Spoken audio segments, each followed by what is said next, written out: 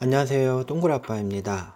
이번 시간에는 132회 토목 시공길사 3교시 서술에 대한 강평을 진행하겠습니다. 각 문제 강평에 앞서서 전체 문제 읽어보면서 난이도 체크하고요. 그리고 마지막에는 안내 말씀 잠깐 드리겠습니다.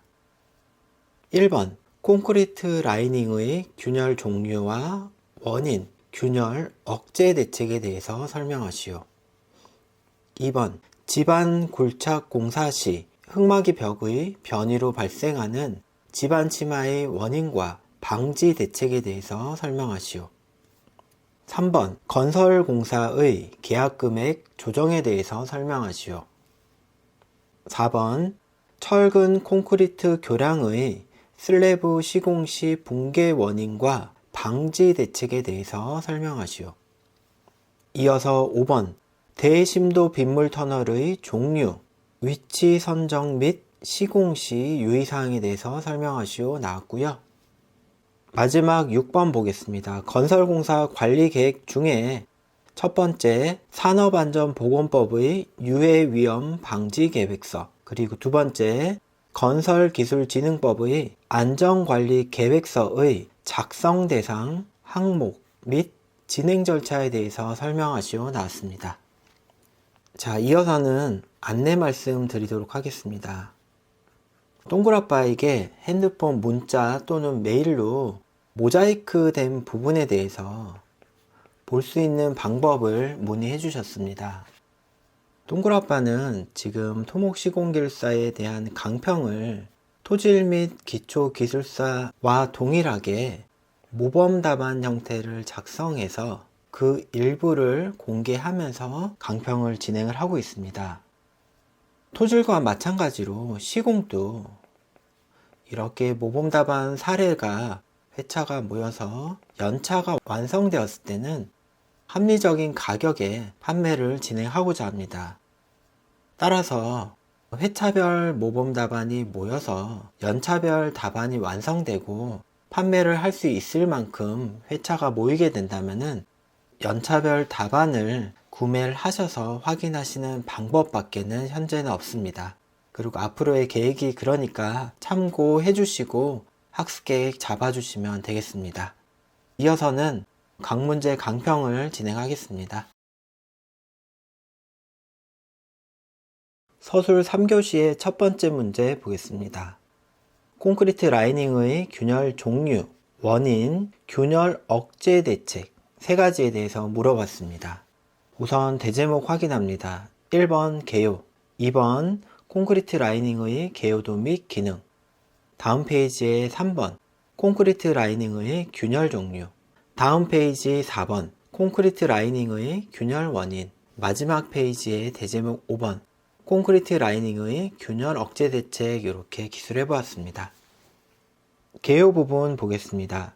콘크리트 라이닝은 터널 굴착면에 타설하는 2차 복공 콘크리트 구조물로서 터널 굴착 및 1차 지보재인 쇼크리트와 락볼트와 강지보재 등을 설치한 후에 내공 변이가 수렴된 뒤 타설하는 구조물입니다. 이어서 2번 문제, 개요도와 기능을 기술했는데 개요도 부분만 같이 보겠습니다. 개요도의 가장 바깥에 있는 이 면은 굴착면이 되겠고요. 굴착면에 이렇게 쇼크리트를 타설하는데 이렇게 락볼트도 설치를 하고요. 쇼크리트의 타설이 완료되면 방수막과 부직포를 설치하고 그 안쪽에 이제 콘크리트 라이닝을 설치하는 개요도가 되겠고요. 이런 부분은 제가 말씀을 안 드려도 이렇게 캡처해서 본인만의 터널 단면도 대표 그림으로 가져가셔도 좋습니다. 자, 이어서 라이닝의 기능 부분 보도록 하겠습니다. 첫 번째는 공용성 측면, 두 번째는 강도 특성 또는 구조적 측면에 대해서 이렇게 기능 기술했습니다. 자, 2번은 물어본 문제에 대한 엑스트라인데 지금 쓰다 보니까 4페이지가 됐습니다. 그래서 시험장에서는 이렇게 쓸 내용이 많을 때는 엑스트라를 생략하시는 게 좋습니다. 이어서 대제목 3번 문제 중에 균열의 종류 보겠습니다. 우선 개요도 보겠습니다. 이렇게 터널의 축방향, 즉 종방향 균열이 있고요. 이어서는 시공 이음부 옆으로 이렇게 생겨나는 횡방향 균열이 있습니다. 그리고 세 번째로는 이렇게 대각선 방향으로 생겨나는 전단 균열이 있고요. 마지막으로는 이렇게 불규칙한 모양으로 생기는 복합 균열이 있습니다. 아래 내용으로 보겠습니다. 첫 번째는 종방향 균열, 두 번째는 횡방향 균열, 세 번째는 전단 균열, 네 번째는 복합 균열이 되겠고, 각 균열에 대해서 정의 정도를 내려줍니다. 우선 종방향 균열 보시면 터널 중심선과 평행하게 터널 천단과 어깨부에 터널의 종방향으로 발생한 직선상의 균열 형태다라고 기술해 보았습니다. 학습하실 때 또는 시험장에서 이 개요도만 하나 그릴 수 있다면은 이제 이 아래 내용은 충분히 유추해서 쓸 수 있는 그러한 사항이 되겠습니다. 이어서 세 번째 페이지, 라이닝 콘크리트의 균열 원인 보겠습니다.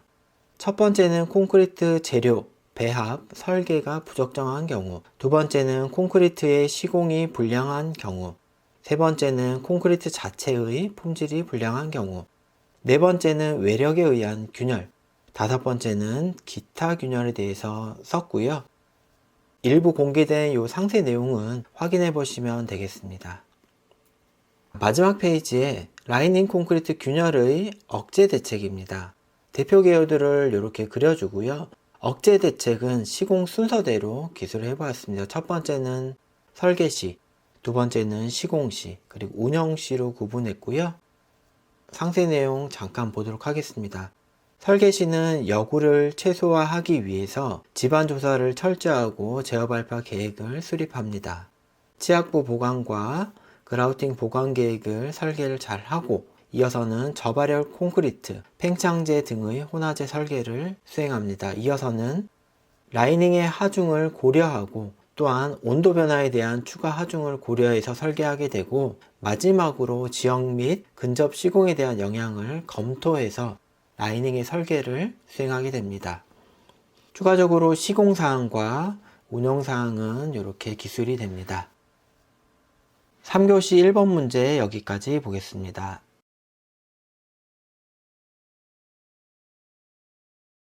3교시 2번 문제 보겠습니다. 지방 골착 시 흙막이 벽의 변이로 발생하는 집안 침하의 원인과 방지 대책입니다. 대제목 보겠습니다. 1번 개요, 2번 흙막이 벽의 변이로 발생하는 집안 침하량의 산정 방법, 가운데 페이지 3번 흙막이 벽의 변이로 발생하는 집안 침하의 원인, 그리고 마지막 페이지에 4번 흙막이 벽 변이로 발생하는 집안 침하의 방지 대책으로 흐름 가져갑니다. 개요 부분의 1번 보겠습니다. 흙막이 벽의 변이에 의한 집안 침하는 흙막이 벽 실측 또는 계산 등에 의해 산정해서 침하량을 추정합니다. 개요 2번 집안 침하는 흙막이 벽과 주변 집안의 집안 조사 그리고 설계 오류 또는 시공 시 문제에 의해서 복합적으로 발생합니다. 이어서 개요 3번 집안 침하를 방지하기 위해서는 흙막이 벽 자체에 대한 안정을 확보하고 영향 범위 내 집안 보강 등을 수행합니다.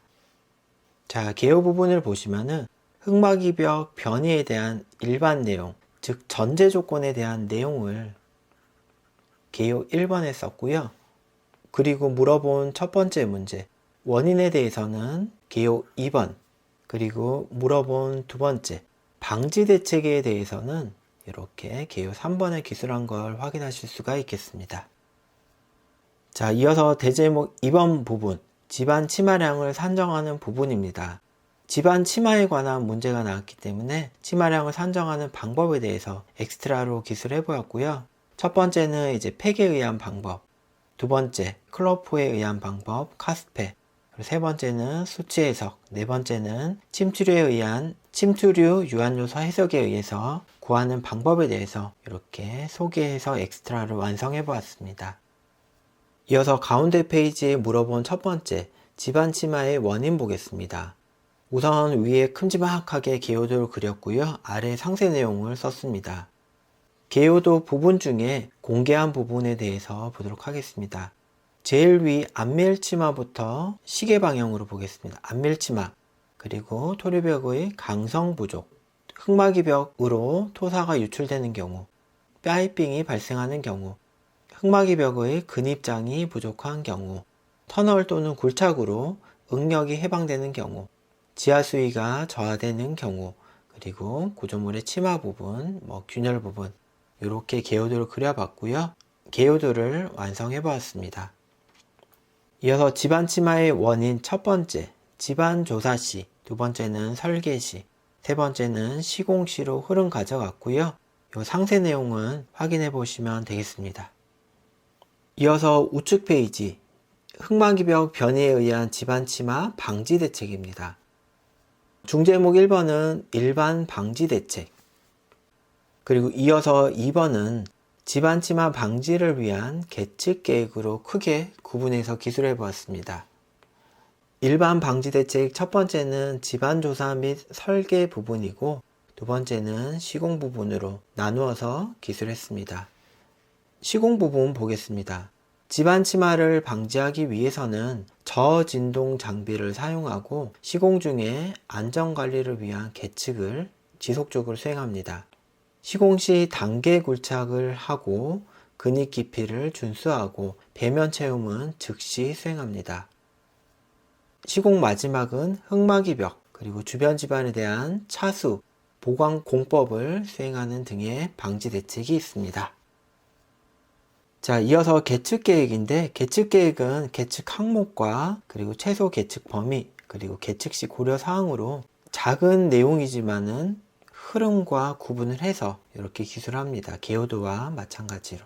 개요도를 이렇게 하나 넣어주고요. 이렇게 2번 문제에 대해서 살펴보았습니다. 서술 3교시의 3번 문제, 건설공사의 계약금액 조정입니다. 대제목 1번은 개요, 대제목 2번은 설계 변경으로 인한 계약금액 조정, 그리고 두 번째 페이지 아래 대제목 3번 물가 변동으로 인한 계약금액 조정이 있고요. 그리고 마지막 페이지에 대제목 4번 그 밖의 계약 내용 변경으로 인한 계약금액 조정이 있습니다. 개요 부분은 계약금액 조정에 대한 정의와 종류에 대해서 기술했고요. 확인했듯이 설계 변경과 그리고 물가 변동, 그 밖의 계약 내용 변경으로 인한 계약금액 조정이 가능한 걸 확인하실 수가 있겠습니다. 대제목 2번 설계 변경에 의한 계약금액 조정 부분, 중제목을 먼저 보시면 첫 번째는 정의, 두 번째는 설계 변경 사유, 그리고 다음 페이지 세 번째는 일반공사의 계약금액 조정 기준입니다. 정의 부분 보겠습니다. 설계 변경으로 인하여 공사량의 증감이 발생한 때에는 계약금액을 조정할 수 있습니다. 중제목 2번 내용 설계 변경 사유를 보시면 설계서의 하자가 발생한 경우, 두 번째는 기술 개발에 대한 보상, 세 번째는 발주 기간이 필요한 경우이고요. 이 상세 내용은 확인해 보시면 되겠습니다. 이어서 다음 페이지의 중제목 3번 계약금액의 조정 기준입니다. 계약 상대자가 요구하는 경우, 두 번째는 발주 기간 요구하는 경우, 세 번째는 새로운 기술과 공법을 적용하는 경우, 그리고 네 번째는 재비율의 증감분을 반영하는 경우, 다섯 번째는 삭제했던 항목을 부활하는 경우, 살리는 경우가 되겠습니다. 계약 상대자가 요구한 경우, 물량이 감소하는 경우는 계약 단가를 그대로 적용하게 되고, 물량이 증가하는 경우는 계약 단가와 예정 가격 단가 중에 작은 값을 적용하게 됩니다. 그리고 신규 비목이 발생되는 경우에는 설계 변경 당시의 산정 단가에다가 낙찰률을 곱해서 적용하게 됩니다. 그리고 아래 발주기간 요구, 새로운 기술공법, 증감분, 그 다음 삭제 항목, 부활 부분에 대해서도 상세 내용을 기술해 봅니다. 대제목 3번 물가 변동으로 인해서 계약 금액을 조정하는 경우입니다. 중제목 먼저 보겠습니다. 첫 번째는 정의, 다음 페이지 두 번째는 물가 변동 조정 요건, 그리고 세 번째는 물가 변동의 조정 방법입니다. 정의 부분 같이 읽어보겠습니다. 계약을 체결한 후에 물가의 급 등락에 의한 문제점을 보완하기 위해서 기간 요건, 변동 요건, 절차상의 요건이 모두 충족되는 경우 계약 금액을 조정할 수 있는 그런 사항이 되겠습니다. 다음 페이지의 중제목 2번, 물가 변동의 조정 요건입니다. 첫 번째는 기간 요건, 그리고 두 번째는 변동 요건이 되겠고요. 세 번째는 절차상의 요건이고 상세 내용은 확인해 보시면 되겠습니다. 이어서 중제목 세 번째, 물가 변동을 조정하는 방법입니다. 첫 번째는 조정 방법 선택과 계약서에 명시된 대로 하는 방법, 그리고 계약 금액을 산출하는 순서는 아래와 같고, 세 번째, 조정 방법의 종류도 이렇게 기술을 해줍니다. 마지막 페이지의 네 번째, 그 밖의 계약 내용 변경으로 계약 금액을 조정하는 경우고요. 중제목 첫 번째는 정의, 두 번째는 조정 기준, 세 번째는 계약 금액 조정 유형에 대해서 기술을 합니다. 정의 부분 보겠습니다. 공사 기간, 운반 거리, 휴일 또는 야간 작업 등과 같은 변경으로 인해서 계약 금액을 조정할 수 있는 경우입니다. 중제목 2번의 조정 기준 보도록 하겠습니다. 변경 계약에 따라 실비 범위 안에서 조정을 수행하게 되고, 두 번째, 계약 내용의 변경은 변경 부분의 이행 전에 완료해야 됩니다. 세 번째, 재비율은 설계 변경에 의한 계약 금액 조정 방식을 준용하게 되고, 네 번째, 계약 금액을 증액하는 경우 계약 상대자의 신청에 따라 조정합니다. 다섯 번째, 실비 산정 기준은 입찰 및 계약 집행 기준에 따릅니다. 그리고 중제목 3번, 계약 금액의 조정 유형 내용도 상세 내용 써주고 답안을 완성하게 됩니다. 자, 이렇게 3번 문제에 대해서 살펴보았습니다.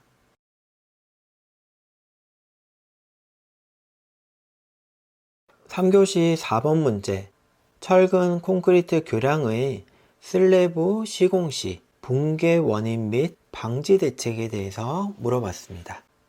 대제목 1번은 개요, 대제목 2번은 철근 콘크리트 교량의 슬래브 시공 시 붕괴 원인, 그리고 두 번째 페이지 아래쪽 대제목 3번은 철근 콘크리트 교량 슬래브 시공 시 붕괴 방지 대책, 그리고 마지막 페이지 아랫부분의 4번 결론으로 흐름 가져갑니다. 개요 부분 보겠습니다. 슬래브는 보의 높이가 낮고 폭이 큰 평판 구조물 형태로 시공 시 단독 또는 복합적인 원인으로 붕괴될 수 있다라고 기술해 보았고, 개요 두 번째, 붕괴 방지를 위해 집안 침하를 방지하고 거푸집과 동발에 대한 구조 검토를 수행하고 콘크리트 타설 순서를 준수하고 마지막으로 기준 강도가 발현된 후에 거푸집을 해체하는 등의 방법으로 붕괴를 방지해서 실시한다라고 개요 써보았습니다.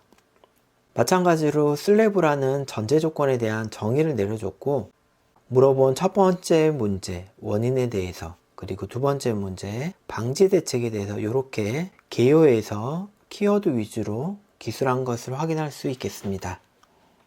이어서 대제목 2번 붕괴 원인에 대한 대표 개요도를 먼저 보도록 하겠습니다. 개요도 전반에 대해서 한번 보시고요. 윗부분에 있는 콘크리트 타설 순서 준수부터 반시계 방향으로 보도록 하겠습니다. 콘크리트의 타설 순서 준수, 그리고 경사면의 세기 및 고임제 설치, 그리고 바지판에 대한 이탈 여부를 점검하는 것, 그리고 수직재 동바리 등에 대한 2번 이상 연결 사용 금지, 부재에 대한 연직도 유지, 그리고 동바리, 그리고 거푸집에 대한 구조 검토, 그리고 수직재 간격 유지, 이런 부분들을 대표 개요도로 담고요. 이렇게 공개되는 부분에 대해서 확인해 보았습니다. 이어서 우측 페이지의 붕괴 원인의 상세 내용 보도록 하겠습니다. 구조 검토가 부적정했던 경우, 두 번째는 거푸집 및 동바리에 대한 시공 결함, 세 번째는 집안 그리고 또는 기타설 콘크리트에 대한 침하 및 변형이 발생된 경우. 이어서 네 번째는 콘크리트 타설이 부적정했던 경우가 있고, 그 상세 내용에 대해서 이렇게 기술하는 형태를 가져갑니다.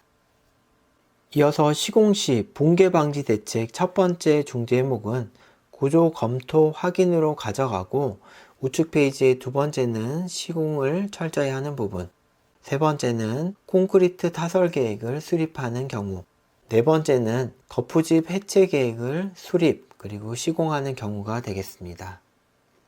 첫 번째 구조 검토 확인 부분을 보면은 콘크리트에 대한 하중을 검토하고, 이어서는 강도를 검토하고 처짐에 대해서 검토를 합니다. 하중 검토 시는 생 콘크리트에 대한 단위 중량을 확인해서 측압 등을 고려하게 되고, 강도 검토 시는 휨 강도와 그리고 전단 강도에 대해서 검토하게 되고, 마지막 처짐 검토 부분은 최대 치마량을 산정해서 허용 치마량과 비교해서 구조 검토를 수행하게 됩니다. 추가적으로 구조 검토 및 시공 도면이 일치되도록 설계하게 되고요. 상세 부재인 동바리 연결재 등에 대해서 상세 세목을 확정을 합니다. 이어서 시공 부분과 콘크리트 타설 계획에 대해서 기술을 하고요. 마지막 거푸집 해체 계획 수립 부분 보시면은 콘크리트 강도가 발현된 경우, 발현된 것을 확인한 후에 해체를 하고, 해체 순서는 준수합니다. 콘크리트 강도는 용어에서 확인했듯이 슬래브 기준 14MPa 이상이 확인된 경우입니다. 자, 결론의 첫 번째 부분부터 보도록 하겠습니다. 최근 대형 공사장, 슬래브 붕괴 등 대형 사고가 빈번하게 생겨 인명 및 사회적 피해가 발생되고 있다. 두 번째, 슬래브 시공은 설계에서 시공 전 과정에서 구조 검토 및 설계도서의 일치 여부 등 안정성 확보로 사고를 미연에 방지토록 한다라고 기술하고 4번 답안을 완성해 보았습니다. 3교시 5번 문제 보겠습니다. 대심도 빗물 터널의 종류, 위치 선정, 그리고 시공 시 유의사항입니다. 대제목 부분 보겠습니다. 1번 개요, 2번 대심도 빗물 터널의 개요도 및 특징, 그리고 대제목 3번 대심도 빗물 터널의 종류, 그리고 아랫부분에 대제목 4번 대심도 빗물 터널의 위치 선정 시 고려사항, 우측 페이지 5번 대심도 빗물 터널의 시공 시 고려사항에 대해서 기술해 보았습니다. 개요 부분 보겠습니다. 1번 부분은 이제 전제 조건에 대한 내용을 기술해 보았고요. 이어서 개요 두 번째 보도록 하겠습니다. 빗물 터널은 크게 저류형과 이송형으로 구분되며 물어본 종류에 대해서 이렇게 씁니다. 이어서 위치 선정 시 집안 특성, 수리 특성과 터널의 목적, 노선, 연계성 등을 고려한다. 물어본 두 번째 문제에 대해서 기술해 보았습니다. 그러면 마찬가지로 물어본 마지막 문제, 시공시 유의사항은 개요 3번에다가 다음과 같이 씁니다. 자, 시공시 방배수 기술, 굴착, 보강 방법, 그리고 주변 집안의 영향, 그리고 계측 계획, 마지막으로 내진 성능 확보 등에 유의해서 시공합니다. 대제목 2번 부분 빗물 터널의 개요도와 특징이 나오고요. 이 문제에 대한 전반적인 엑스트라라고 보시면 되겠습니다. 개요도 좌측은 입구이고요. 그리고 개요도 우측은 출구가 되겠습니다. 좌측 그림부터 보시면은 유도수로를 통해서 이렇게 빗물이 유입돼서 관리동을 지나서 빗물 터널로 이렇게 저장하게 되고, 강우가 끝나는 경우는 이렇게 빗물 터널에 저장된 물을 이렇게 펌프로 가동시켜서 끌어올린 다음에 강과 하천으로 방류하는 시스템이 되겠고요. 빗물 터널 이 부분을 보셔야 되는데, 배수관, 즉 터널의 직경은 보통 3.5에서 7.5m가 되고, 지표에서부터 심도가 40에서 50m 정도 된다. 이 부분 주안점 두고 개요도 확인해 주시면 됩니다. 이어서 특징 부분 보겠습니다. 빗물 터널을 설치함으로써 도시의 홍수 위험이 감소되고 지하 공간을 활용할 수 있고, 반면 시공이 난해하고 공사비가 큰 그러한 특징 사항이 있겠습니다. 자, 이어서 대제목 3번 물어본 첫 번째 문제입니다. 첫 번째, 저류형이 있고요. 그리고 두 번째는 이송형이 있습니다. 저류형 내용 보겠습니다. 빗물을 터널 또는 관로 내에 일시적으로 저류했다가 호우가 지나면 주변의 하천 또는 강으로 방류한 형식이 되겠고, 국내로 보면 시공 사례를 보면은 도림천이라든지 강남역, 광화문에 예정 또는 설치가 되어 있습니다. 자, 이송형은 국내 사례는 없고 해외 사례만 있다고 합니다. 자, 이어서 대제목 4번 빗물 터널의 위치 선정 시 고려사항 보겠습니다. 첫 번째, 지하 인프라 계획 또는 복합 활용 방안을 고려해서 위치를 선정합니다. 두 번째, 터널의 위치와 심도를 고려한 지반 조사 후에 위치를 선정하게 되겠고, 세 번째는 지진, 홍수 등 재해 상황에 대비한 안전 기준을 충족해야 됩니다. 그리고 네 번째는 특수 구간의 영향과 안정을 검토한 후에 위치를 선정하게 되는데, 각 중제목에 대한 상세 내용을 이렇게 기술하는 형태를 가정합니다. 이어서 빗물 터널의 시공 시 고려사항 봅니다. 첫 번째는 방배수 기술을 적용해야 되겠고, 두 번째는 골착 및 보강 공법에 대한 내용, 세 번째는 시공 중 계측 계획, 그리고 네 번째는 빗물 터널의 운영 및 유지 관리 기술에 대해서 이렇게 상세 내용과 그래프를 더불어서 이렇게 기술한 형태를 가져가 보았습니다. 5번 빗물 터널 내용 살펴보았습니다.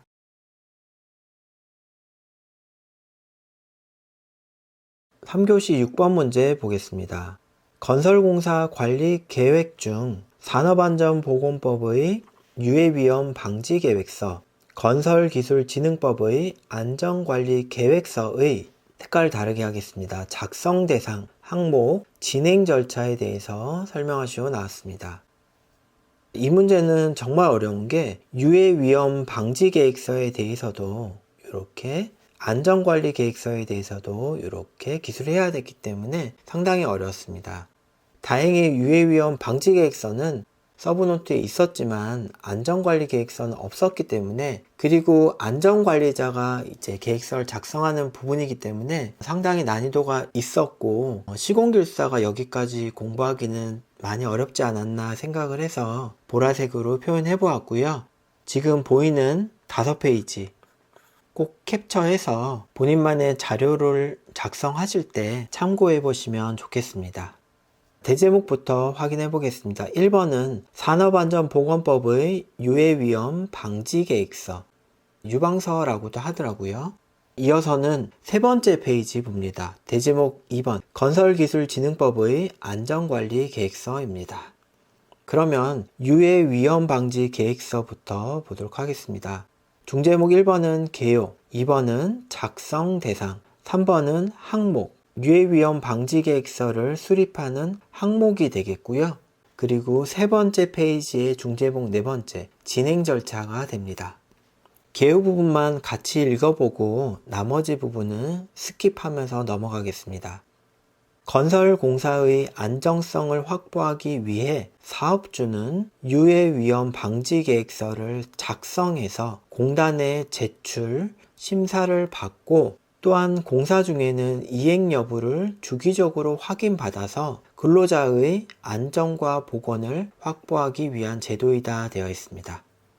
이어서 유해위험 방지계획서의 작성 대상이고요. 지금 개요도 보시면 이런 건물, 그리고 골착공사, 그리고 교량 부분, 그리고 터널 부분, 그리고 댐 부분에 대해서 개요도와 같이 작성 대상에 대해서 기술합니다.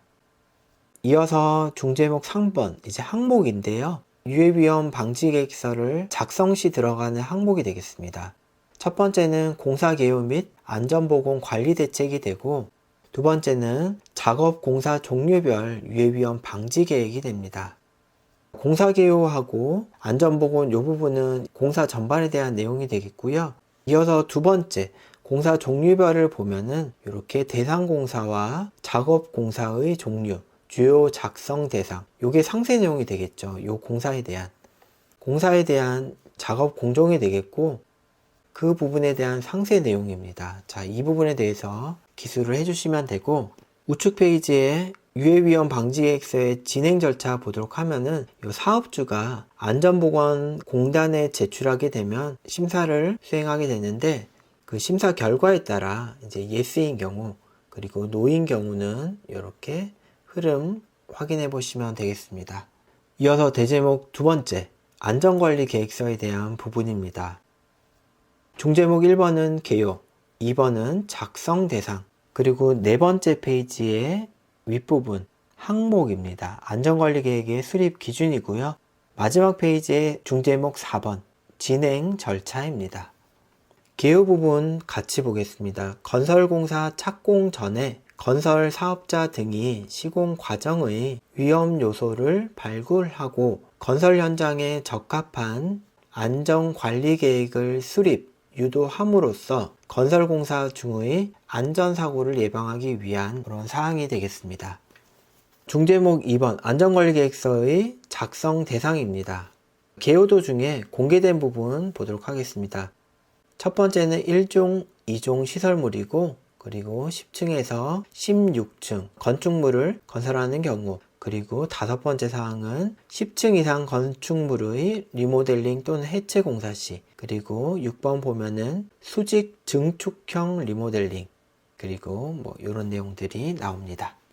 자, 이어서 다음 페이지 이제 항목입니다. 항목은 첫 번째는 일반 기준, 두 번째는 총괄 안전관리 계획, 그리고 세 번째는 공종별 세부 안전관리 계획인데, 1번 일반 기준에서는 총괄 안전관리 계획, 지금 이 부분이 되겠고, 그리고 공정별 세부 안전관리 계획에 대한 작성 기준과 제출 기한에 대해서 일반 기준에서 다루게 되고, 이어서 총괄 안전관리 계획과 세부 안전관리 계획은 아래 상세 내용을 이렇게 따로 기술해 주셔야 되겠습니다. 이어서 마지막 진행 절차입니다. 건설 사업자는 안전관리 계획을 수립하고 감독자는 검토 확인해서 이제 제출을 하게 되고, 제출받은 발주청과 인허가 기관은 접수받아서 검토를 의뢰합니다. 1, 2종 시설물의 경우는 국토안전관리원에서 수행하게 되고, 1, 2종 외의 안전관리 계획 수립 대상의 건설공사는 안전진단 전문기관이 검토를 해서 그 결과에 따라 조치를 수행하게 됩니다. 내용을 간단하게만 다시 보면은 유해위험방지계획서는 정의, 그리고 작성 대상, 유해위험방지계획서를 작성할 때 들어가야 되는 항목, 그리고 마지막 페이지는 유해위험방지계획서의 진행 절차에 대해서 확인해 보았고요. 자, 안전관리계획서도 마찬가지입니다. 정의 부분, 그리고 작성 대상 공사, 그리고 세 번째는 안전관리계획서에 들어가야 되는 항목, 그리고 마지막은 안전관리계획서의 진행 절차에 대해서 이렇게 살펴보았습니다. 자, 이렇게 6번 문제까지 살펴보았고요. 이걸로 132회 3교시 서술에 대한 강평을 마치도록 하겠습니다. 수고 많으셨습니다.